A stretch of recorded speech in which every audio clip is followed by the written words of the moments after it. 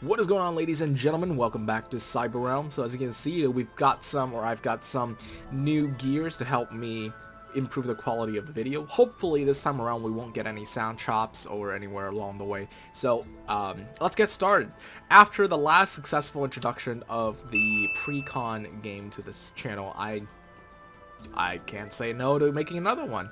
The only reason why is because I'm really hooked with the game, so naturally it's for me to express myself, and the new update that came along with the game on the 18th of August. So by the time of this video, the event has already come out, and the new character has been introduced. This is the first character, I believe, to be introduced among the series of banners that we're about to get for this entire event. The character that we have in question today is Tomo, which is our new DPS Vanguard. One great thing about her, she's purely focused on damage, though her output may be dependent on her speed. And by that I mean, actually it's better to show you. So let's take a look at Tomo's stats. This is her overall stats at level 80. This is under the assumption that the level 107 max artifact. She has a physical attack of 4,225. Compared to the other characters right now, if I sort everything by their physical attack power. Now this isn't necessarily, I don't think of the bond levels maxed out, but 4,600 is roughly around the same level as Digita, which is at 4-star already. I believe the one that they show in the gacha is only 3-star. Let's take a look. So this is under the assumption your stats are at rank 10, level 107, max equipment refinement. So it doesn't talk anything about bond. It doesn't talk anything about the star levels. I believe this is looking at it from a 3-star perspective. So actually no, it's 4,225. Wait, that's compared to the other ones. Then 4,200. We would be sitting around roughly. Ooh, this is going to be a tough match, actually. It's in between some of these characters. Nothing too impressive, but I think if you level up the bond, she can definitely go up to 4,400, which is around the level of, I'd say, Ninon? I'd say about her level. But her perks come from her special. Let me go into a little more depth about her skills. So her skills is purely focused on damage. Her Union Burst is a single target at the front line damage dealer. As you can see, deals moderate physical damage to an enemy directly in front, massive boost to own physical attack, and moderately boost to own action speed. So while her, I guess her attack is lower to compensate for the fact that she gets a lot of boosts. And if you don't know about this game, attack boost stacks. Attack boost stacks, defense down stacks. The only ones that doesn't stack are the, I believe the action speed here does not stack. So I've tested it a little bit with Tomo, and currently action speed up characters only include 2. I've tested it one at a time, increasing the number of attack speeds that's stacked together with Tomo's Union Burst, and it turns out that it doesn't make too big of an improvement. So I believe in terms of action speed, it's whoever attacks first, or sorry, whichever one is the strongest effect takes effect. So I believe in this case would be Tomo's own action speed up. I'm not too sure. There's more statistics on the website than actually in the game. Now let's move on to her skill 1. Her first skill, Mikuma Style Gale Strike, is an AoE attack to anyone in range in front of her. Deals moderate physical damage to all enemies in range. In this case right now it's 4,460 physical damage, assuming that the, this I believe is skill level 1? Yeah, this is level 1 skill, because this is definitely nowhere near the damage you should be dealing when that skill is leveled up. Anyways, moving on to the next one. So it's nothing special, it's just an AoE attack in front of her. But it's nice to see an AoE attack on a skill 1 rather than having it on a Union Burst. Now we have Mikuma Style Returning Swallow as her skill 2. Deals moderate physical damage to an enemy directly in front and recovers own TP by a small amount. So it's not a TP drain, but it is a TP recovery. So she does grant herself some TP, much similar to what Digita does in her skill 2 as well. I believe her skill 1 or skill 2, which recovers her own TP as well. Alright, it's a nice damage dealing ability to the front line. It doesn't do TP drain, which is a little bit sad, but it's still nice to see she can charge her own TP. Pair that up with a couple of more TP or action speed boost champ characters, and you definitely got yourself a solid team to take down a boss. I see Tomo as a character that will excel in boss fights. We're looking at clan wars, we're looking at the bosses in dungeons. I bet she's probably up there for this kind of purpose. And her EX skill, of course, that you naturally expect from a DPS, moderately boosts home physical attack at the start of the battle. Okay, so that is a rundown of Tomo. I've tried her out in game, and let me just go ahead and show you guys. So I'm gonna use the dungeons boss as kind of like a perspective on how much damage she can deal. Of course, right now my Tomo is only level 70. I haven't gotten enough ingredients to upgrade her. I've been trying to level everybody else up to the same level as 107 right now. So a lot of it is wasted. As you can see here, I'm testing with a lot of skills. So let's take a look at the number of times she can attack during the first phase, just with her and. I can't remember the pudding girl anymore. It just slips my mind, I swear. Okay, yeah, so her strike is very simple. It's not a multi-hit, it's just a single hit strike upward. You can see that she gets an attack speed up. So there wasn't actually a lot of hits there. I believe there was a 6 hit. She performed 6 hits before she was finally taken down. But if we actually improve the attack action speed beforehand, she actually turns out very, very powerful. So I'm gonna go ahead and add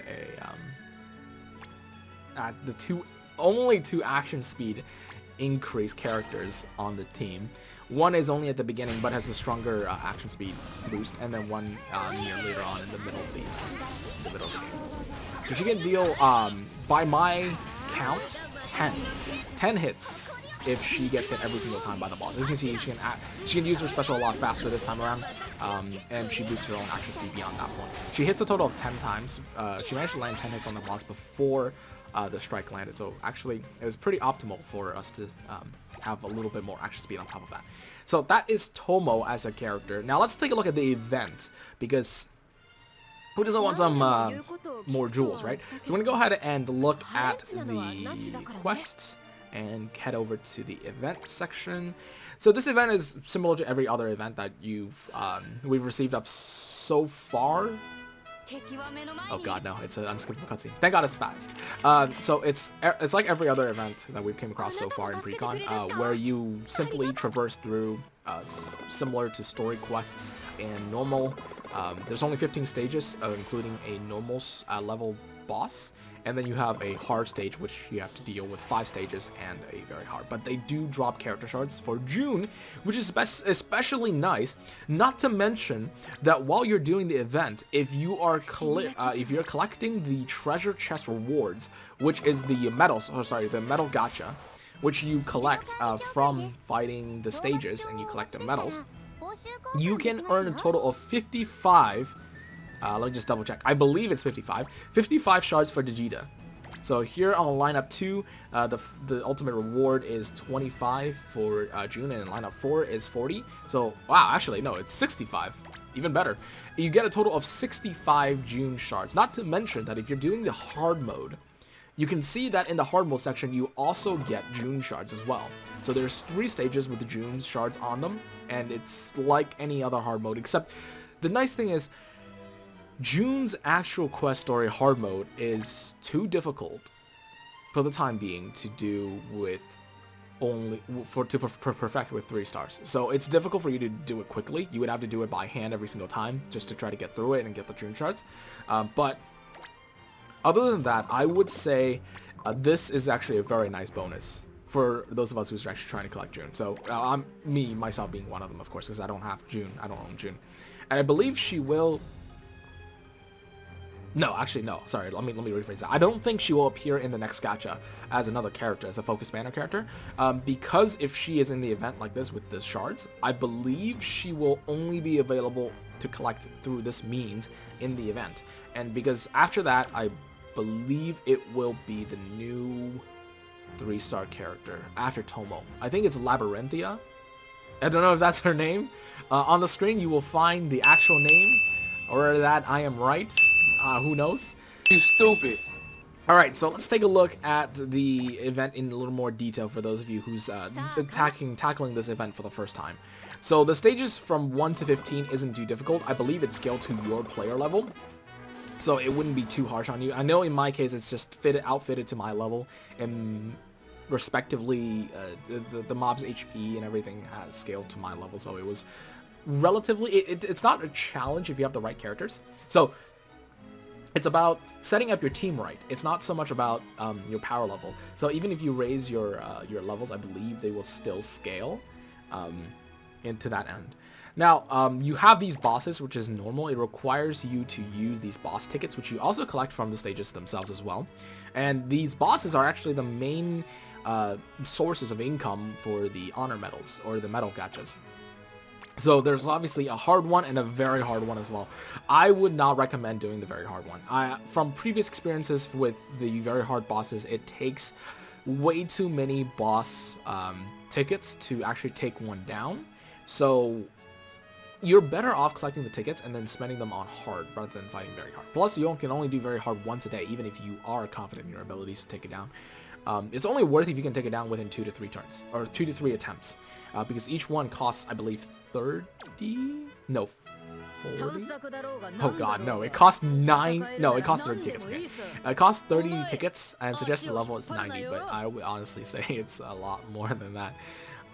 But yeah, this girl at the forefront of the event, I believe, is the next character we're going to be receiving in the gacha as well, after Tomo. So we're taking a look at Tomo's banner is probably going to last here until the 7th of September. So after that, I believe it's going to be Labyrinthia. So save your jewels. Labyrinthia is probably going to be, if I remember correctly, she is one of the best characters, even in JP right now. She's only one of the top SSS tier characters. You definitely want to get her. I don't even know her skills, but I already want her. So as you can see, I've already got saved.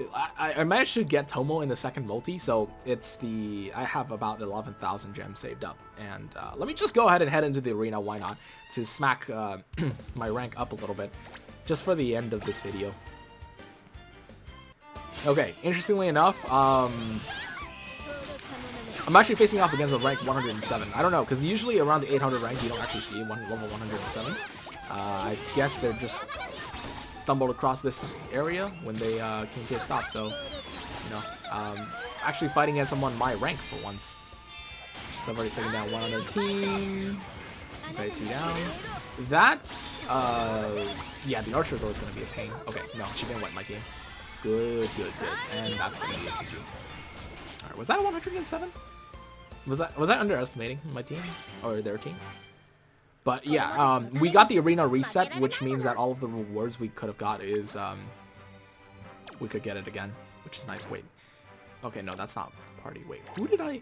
Let me check the history. So, whoops. I feel like I might have bullied someone actually lower level, thinking that they were 107. No. That was 107. That was a level rank 107. Okay, as you guys can see, most of the opponents are ranked 53, 52. So I guess it's just an 107 like myself. Stumbled across that range of rank that just ran out of attempts, because you can only do 5 attempts a day. So they might have stopped around there. I managed to find myself a worthy opponent for once. Someone who's the equivalent to my level. But that is my party to set up for the arena. So, I could go with an in-depth guide on the arenas myself, but I don't think there's much to explain about it. I'm the type of person to build one team and then never build anything else. I don't counter enemy teams specifically. I just hope that my team can beat them. Which is the only reason why I didn't climb past rank 200. I think the highest rank that I've got was 138, and I never got anything beyond that.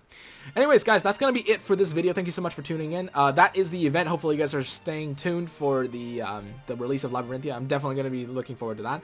There's also the Genshin video, which I never turned out. There's also another video that's going to come up about Bao when she does get released, I believe, in September. Also, I'm not entirely sure. I'm gonna check that and get back to you guys on that one. But I'm gonna be releasing a video on Bao when she does come out, and I want to summon for her.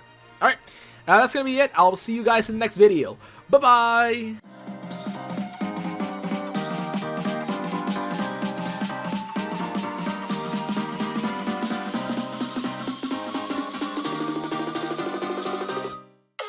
It's delicious.